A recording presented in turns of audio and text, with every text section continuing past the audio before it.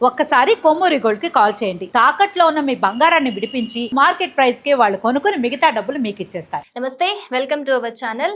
నేను మీసిరి. ప్రస్తుతం మనతో పాటు ఉన్నారు ప్రముఖ ఆధ్యాత్మికవేత్త, సూర్య ఉపాసకులు, sun spiritual society founder, vegetable therapist Vikramaditya గారు. గురుగారితో మాట్లాడదాం. గురుగారు నమస్కారం. సూర్యోస్మితల్లి. గురుగారు, ఈ న్యూమరాలజీకి సంబంధించి కొన్ని డౌట్లు ఉన్నాయి నాకైతే. కొన్ని నంబర్స్ చెప్తూ ఉంటారు గురుగారు, చేతుల మీద రాసుకుంటూ ఉంటారు, కొంతమంది తరచూ చెప్పుకుంటూ ఉంటారు. సో ఇవి నిజంగా వర్క్ అవుతాయా? ఈ నంబర్స్లో ఎక్కువగా నేను విన్నదైతే 369 అనే నంబర్ బాగా విన్నాను గురుగారు. సో అసలు ఈ 369 నంబర్ యొక్క ప్రాముఖ్యత ఏంటి? ఇది ఏ విధంగా ఉపయోగిస్తే రిజల్ట్స్ ఉంటాయి? ఇది నిజంగా వర్క్ అవుతుందా లేదా? 369 3 6 9 అంటే మనకి గడియారంలో ముళ్ళను చూపిస్తారా? అంతేనా? స్టాండర్డ్గా కదలకుండా ఉండేటువంటి సంఖ్యలు అవి. అవును. ఇంకేమైనా వస్తున్నాయి చూడండి. 369 ఇక్కడ 12 వస్తుంది కదా. 12 3 3 12 3 3 6 6 9 9 12 కూడితే మళ్ళీ 3 12 1 + 2 3 3 6 9 ఓకే. అంటే ఏదో ఉంది, మిరాకిల్ ఉంది. అద్భుతం అది. దాన్ని ఎలా మనం మన లైఫ్కి అన్వయించుకోవాలి అంటే ఇక్కడ టైం మేనేజ్మెంట్ ఏదో నడుస్తుంది. మా గురుగారు ఒక మాట చెప్పారు, కాలంతో వస్తాం, కాలంతో వస్తాం, కాలం చెల్లితే వెళ్ళిపోతాం.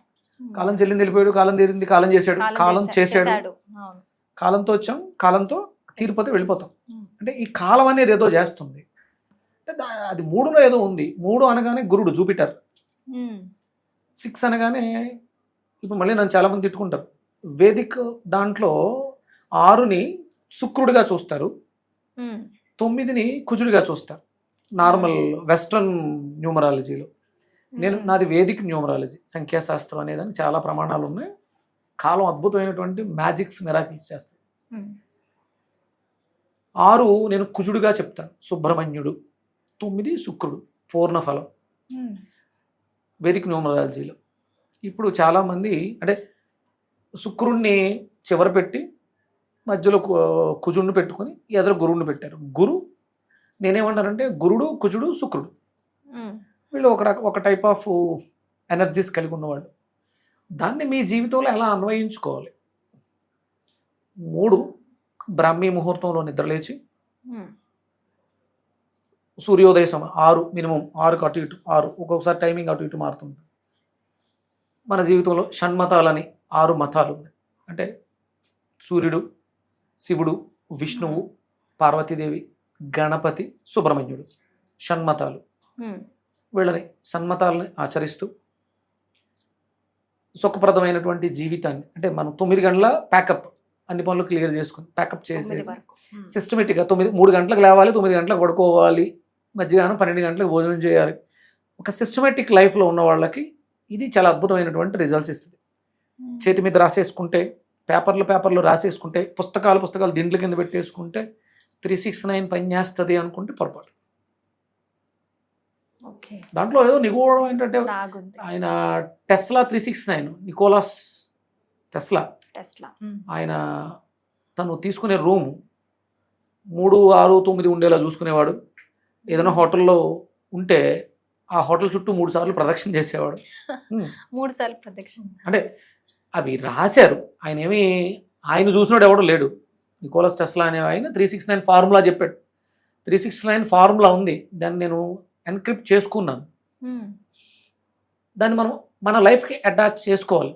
చేతి మీద 3, 6, 9 అని రాసుకుంటే రీఫిల్లో ఇంక్ అయిపోద్ది, చేయి ఖరాబ్ అవుతుంది, మళ్ళీ సపరేట్ తొంగుకోవాలి, అంతే. అంతకు మించి ఇంకేమైపోతుంది. అలా అని సారీ ఇలా కాదు, పచ్చబొట్టు పొడిపించేసుకుంటే నీ రక్తంలోకి వెళ్ళదు. నీ రక్తాన్ని మార్చాలి. మన బాడీలో అద్భుతమైనటువంటి DNA ప్యాటర్న్స్ ఉంటాయి, దాని మీద వర్క్ చేయాలి. అది నువ్వు సాధన చేస్తేనే వస్తుంది తప్ప తెల్లవారుజామున కూర్చుని 3, 6, 9 3, 6, 9 3, 6, 9 అంటే ఏమీ ఫలితం లేదు. దాన్ని సిస్టమేటిక్ లైఫ్లో 3 గంటలకు లేవడం, 9 గంటలకు పడుకోవడం, మధ్యలో అంటే 12 ఈవెంట్స్ అన్నీ కూడా చాలా స్పెసిఫిక్గా ఉండాలి. 3, 6, ఉదయం 9 మళ్ళీ అక్కడ నుంచి మళ్ళీ మీరు కాలిక్యులేట్ చేసుకుంటే 12 12 3 6 9 12 అంటే 3 మళ్ళీ ఇంకలే 12 6 9 ఇలా మనం దాన్ని ఒక సిస్టమేటిక్ అంటే మన జ్యోతిష్ శాస్త్రంలో జాతక చక్రం కాలపురుష చక్రంలో 6వ ఇల్లు దైనందిన జీవితం రొటీన్ లైఫ్ గురించి చెప్తూ ఉంటుంది. అది పద్ధతిగా ఉన్నవాడికి 12 అంటే మోక్షస్థానం, 3 అనేది విక్రమస్థానం, 9 అనేది భాగ్యం ధనాన్ని ఇస్తుంది. అంటే నువ్వు సిస్టమేటిక్గా విక్రమత్వంగా రొటీన్ లైఫ్ చేస్తే ధనం వస్తుంది, ఇది నీకు మోక్షాన్ని ఇస్తుంది. 3 థర్డ్ ప్లేస్ సోదరులు సిబ్లింగ్స్ నీ ముందు ఉండేవాళ్ళు. ఇప్పుడు నువ్వు యాంకర్ కూడా 3కి సంబంధించిన వాళ్ళే, యాంకరింగ్ బాగా చేయగలుగుతారు. ఆ 3 ఎఫెక్ట్ మీ మీద లేకపోతే మీరు చేయలేరు. దాన్ని ఒక సిస్టమేటిక్ పద్ధతిగా చేస్తే మీకు డబ్బులు వస్తాయి. మీరు పొద్దుటే లేచారు, యాంకరింగ్ బాగా వచ్చింది, మీరు టైంకి రావట్లేదు. 6 అంటే ఏంటంటే మనం డైలీ రొటీన్ చేసే పనులు సిస్టమేటిక్గా లేవు. నువ్వు గంట లేట్గా వస్తున్నావు, గంట ముందు వస్తే తలుపు షట్టర్లు తీయరు, గంట లేట్గా వస్తే బాస్ తిడతాడు, అప్పుడు నీకు జీతం కట్ అవుతుంది. అందుకని టైంకి రావాలి, సిబ్లింగ్స్ అందరినీ సోదరభావంతో చూడాలి, అప్పుడు భాగ్యం వస్తుంది. 9 అది ఇస్తుంది. అంటే పుణ్యం చేయి, పనే దైవంగా భావించు, అప్పుడు డబ్బులు వస్తాయి. 3, 6, 9 అలా అన్వయించుకోవాలి తప్ప పేపర్ల మీద రాసినంత మాత్రాన నో యూస్. అది మీ జీవితానికి ఎలా అంటే నాకు అర్థమైంది, ఇది 100% నిజమని నేను చెప్పను, నేను దీన్ని పాటిస్తున్నాను, నేను బాగున్నాను. నేను 369 మీద రెడ్ టీవీలో స్టార్టింగ్లో ఎప్పుడో చెప్పా, అప్పుడు నేను ప్రాక్టీస్ స్టార్టింగ్లో ఉన్నాను. అప్పటికిప్పటికీ నాలో చాలా మెచ్యూరిటీ ఉంది.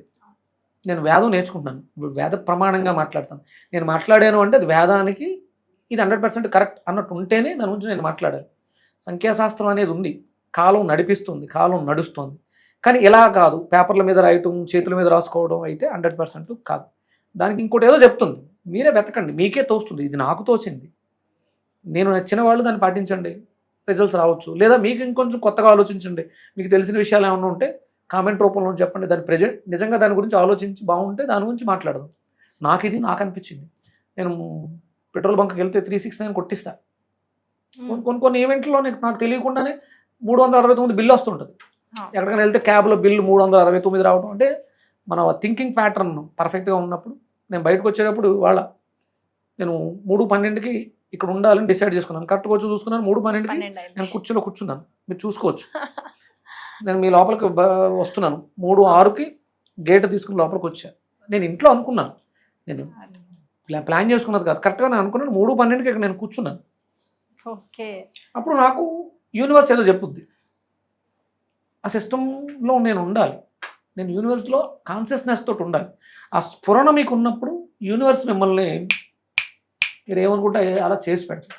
యూనివర్స్ కనెక్ట్ అవ్వాలి. మనం పొద్దుటే లేవకుండా బద్ధకంగా కూర్చొని లేవండి, ఫస్ట్ ముందు వేకప్, నువ్వు లే, సరెండర్ అయిపో, నాకేం తెలియదు. నేను ఫస్ట్ ఒకటే అనుకున్నాను, నేను ఫస్ట్ సబ్జెక్ట్ నేర్చుకోవడం మొదలుపెట్టినప్పుడు 2013లో నా ఫస్ట్ వర్డ్ ఏంటంటే an instrument of your peace. చేతులు రెండు ఇలా పెట్టి సూర్యుని చూస్తూ an instrument of your peace, నీ శాంతికి నన్ను ఒక ఇన్స్ట్రుమెంట్లా వాడుకో అని అడిగా. సన్ స్పిరిచువల్ సొసైటీ అనే ట్రస్ట్ పెట్టే స్థితికి నన్ను తీసుకొచ్చాను. సూర్యుడి గురించి అద్భుతంగా మాట్లాడే ఒక ప్లేస్ నా కోసం ఉండిపోయింది. దీని గురించి ఇంత గొప్పగా మాట్లాడిన వాళ్ళు ఎవ్వరూ లేరు. చాగంటి కోటేశ్వరరావు గారు ఉన్నారు అంటే మాట్లాడారు, కానీ ఇంత గొప్పగా సూర్యుడి గురించి ఇంత గొప్పగా చెప్పే భాగ్యం, అవకాశం నాకు ఆయన ఇచ్చాడు. మీరు కూడా ఆ స్థితికి వస్తారు. చూసే ప్రతి ఒక్కళ్ళలోనూ అద్భుతమైనటువంటి టాలెంట్స్ ఉంటాయి. దానిని మనం ప్రజెంట్ చేయలేకపోవటం అంటే పొద్దుట లేవకపోవడం. ఫస్ట్ లే, అది చూసుకుంటాడు. చేతులు రెండు ఎలా పెట్టి an instrument of your peace, భగవంతుడు నన్ను వాడుకో అంటే. పాపం ఏదో సాంగ్స్ కూడా ఉన్నాయి, వాడిపోకముందే వాడుకొని ఏదో సాంగ్ ఉంది. నేను వాళ్ళని ఎవరిని దృష్టిలో పెట్టుకుని మాట్లాడలేదు. భగవంతుడా నీ సేవ చేయడానికి నేను సిద్ధంగా ఉన్నాను, నాకు అవకాశం ఇవ్వని వేడుకోవటం. అసలు మీరు ఎప్పుడు చెప్పినా కూడా చాలా మంచి విషయాలు చెప్తూ ఉంటారు, ఆలోచింపజేస్తూ ఉంటాయి మీరు చెప్పిన విషయాలు. థ్యాంక్ యూ సో మచ్ గురువు. సూర్యస్మత.